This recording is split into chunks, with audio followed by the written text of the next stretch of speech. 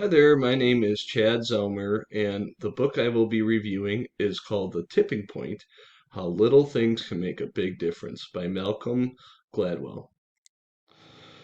The tipping point is about when a drastic change happens and what caused it to change. The tipping point depends on three characteristics: how catchy something is, the understanding that little changes can cause big effects, and that the change happens at a specific moment. The example Malcolm used was yawning, and the effects that has on a person even if you're not tired. If you see someone yawn, you're likely to yawn as well. It also comes down to something as simple as tone. When faced in a bad situation, calmer tone can change the outcome.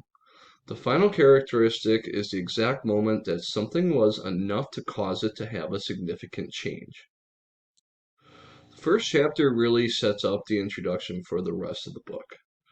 The three rules of epidemics are the law of the few, the stickiness factor, and the power of context. The principle of 80-20 means that a small number of people or things causes the majority of the issues. Stickiness means your message makes an impact, it's remembered. The power of contents is based on the situation and circumstances.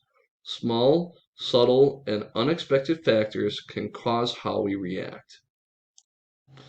The next chapter discusses how a few people can make a big difference. The example that was used was Paul Revere's ride advising that the British were coming.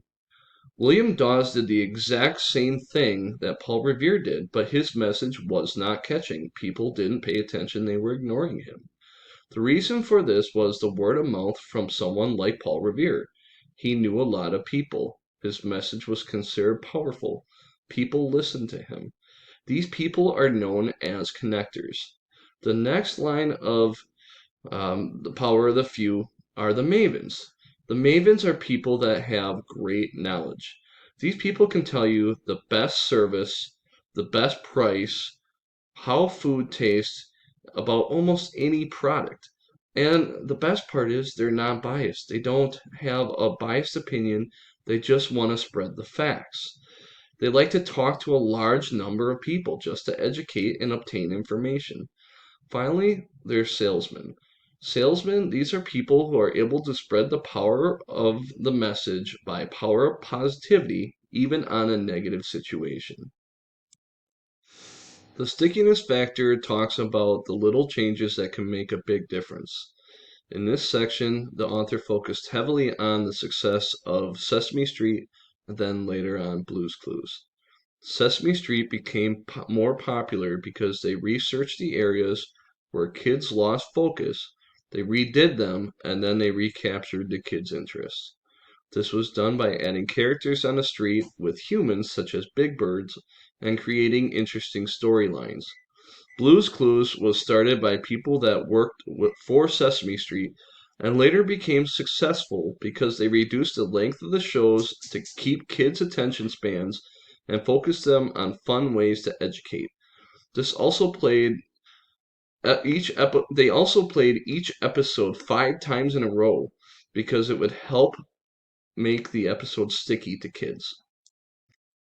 The power of context was broken down into two large chapters. The first chapter discussed how the changes in our surroundings can cause big effects.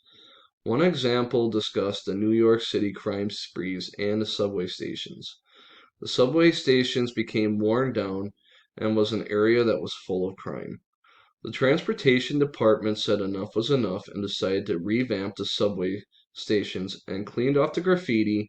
They put guards in place that were usually in common clothes for catching ticket jumpers, and they cleaned up the cars. The city was also full of crime. Rather than ignoring the little crimes, the police started focusing on them. This caused a vast number of crimes to stop, and it actually created a ripple effect. By paying attention to the little details, it caused major changes, which made crime tip downwards. The magical number of 150 talks about what is the best sized group to maintain personal connections. Once the number goes beyond 150, People hit information overload and start to become divided from each other. That is why some companies have chosen to branch out into separate locations once they've reached the number of 150 in order to keep the business a tight-knit group. The concluding chapters in the book are all about case studies. They did a case study on suicide rates and they found that most suicides were under the age of 30. When someone committed suicide and it made the front page or news, it seemed to trigger someone else into thinking it was okay, and this person ended up doing it. Another study checked on the tipping point was when people smoke. They found that regardless of how addictive nicotine was, people who smoked 5 or less cigarettes a day were not addicted.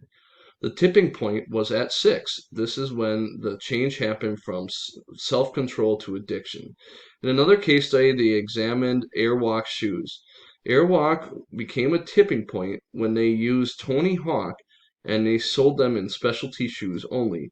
They focused on a limited group of people and they ended up becoming the third top selling shoe in all of America. My personal reflection on this book is honestly, it was confusing, but it was full of great examples that brought meanings to life. The author was able to use common sense arguments to explain his point. I would say that it was a good read for anyone trying to turn a product into a hit. Thank you for viewing my presentation. Here is my reference page.